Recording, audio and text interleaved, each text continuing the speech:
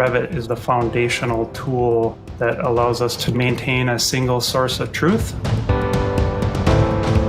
We use Revit not just as a coordination tool or documentation tool, but also as our main design tool. Is the world going to be more 3D or 2D in the future? It's obvious it's going to be more 3D. So that started with us going exclusively Revit.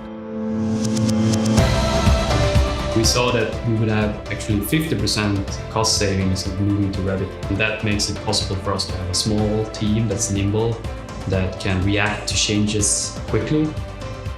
One of the reasons for the staying power of Revit now and into the future is the fact that third-party developers and design firms can actually extend the capabilities of Revit themselves. The tiniest little things, these tiny little changes, which is really what's important in the end. I know that seeing your feedback come to life and seeing the improvements you've requested is absolutely a thing.